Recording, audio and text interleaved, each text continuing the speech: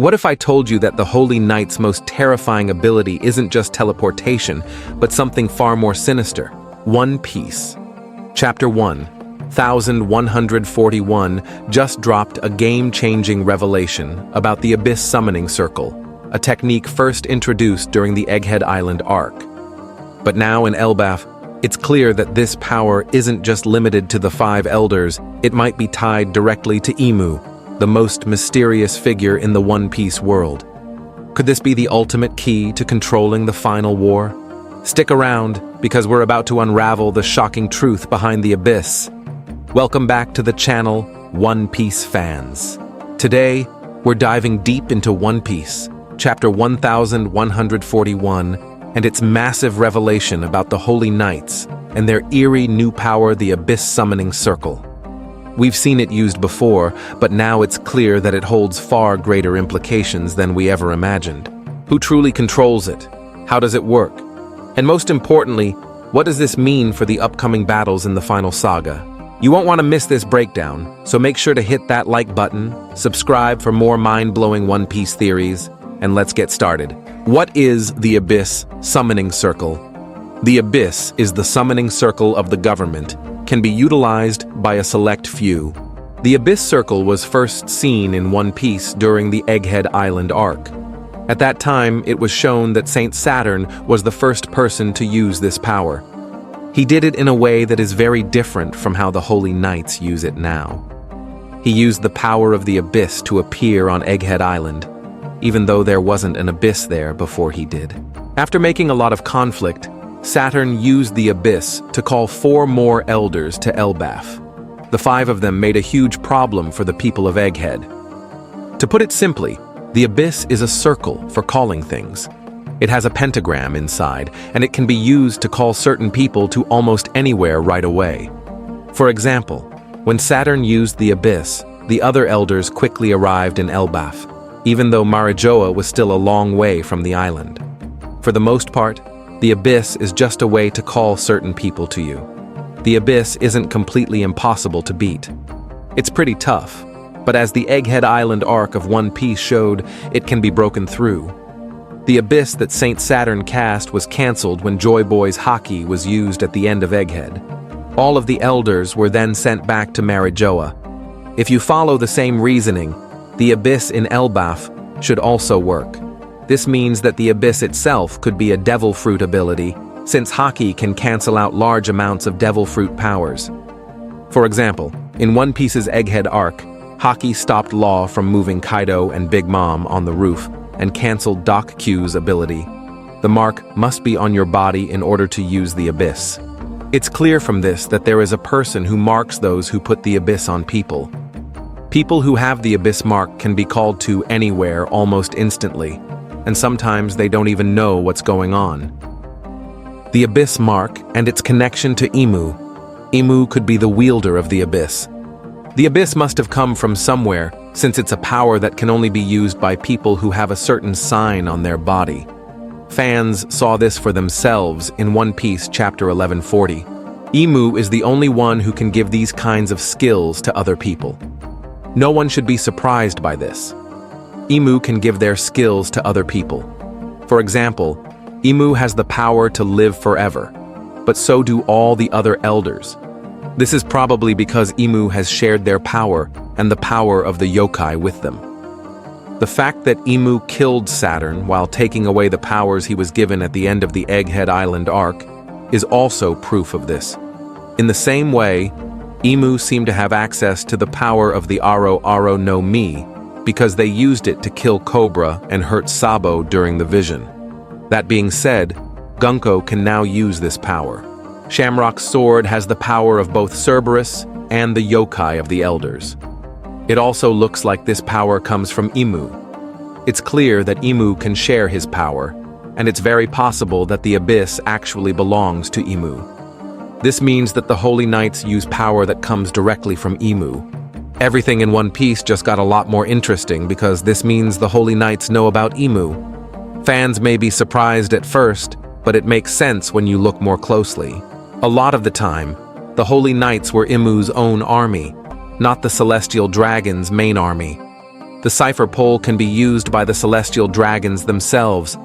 It is likely that the Holy Knights are the Elders and Imu's even more hidden and dangerous group. The users of the Abyss, the Holy Knights, and the 5 Elders can use the Abyss. As was already said, the 5 Elders are the ones who use the Abyss in One Piece. However, fans have recently seen the Holy Knights use this power as well. Still, it looks like there is a small change between the two. The 5 Elders made the Abyss, and it has numbers on it that show which Elder used the power. Take Saturn as an example. His Abyss had the number 5, which makes sense since he is the 5th planet. It's not possible to see a number on the Abyss magic circle for the Holy Knights. Inside, only the pentagram can be seen. But they seem to be the same when it comes to how easy they are to use. Aside from that, Saint Imu Nerona is probably the only other person who has used the Abyss. She may have been the first person to use the technique and is also the one who gives others the power in the first place by marking them with the symbol.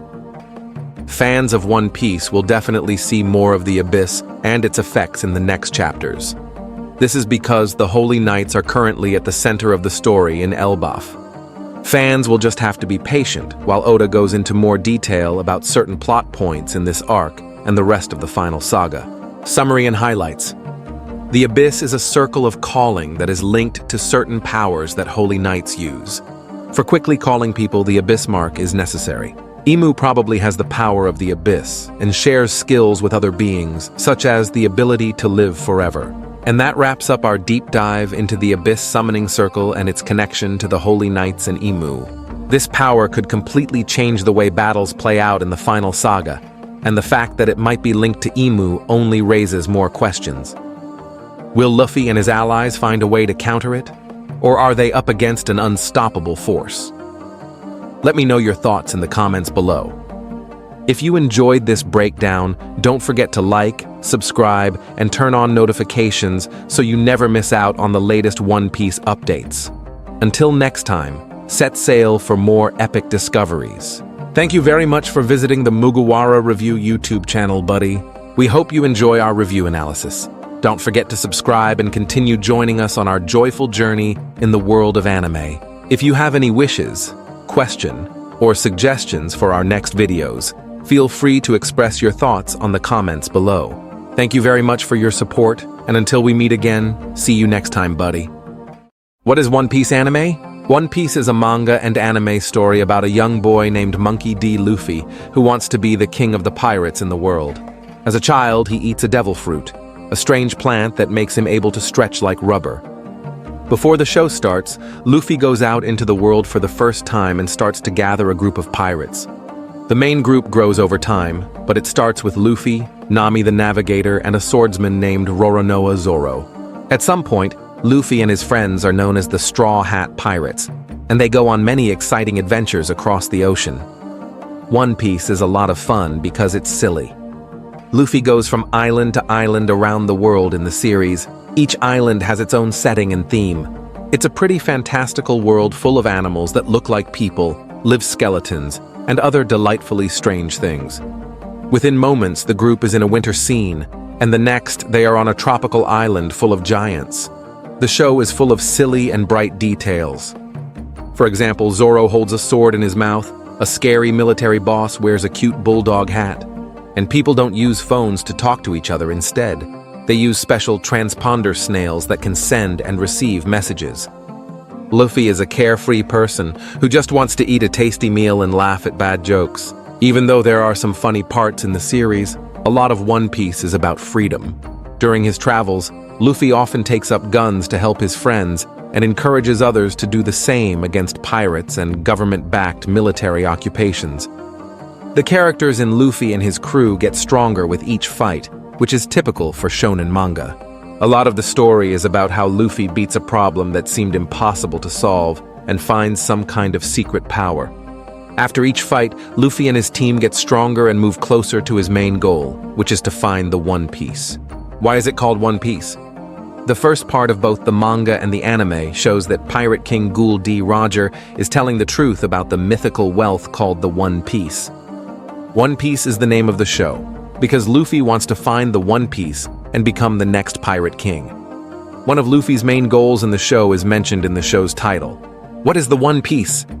The answer to this question is still one of the biggest secrets in the series.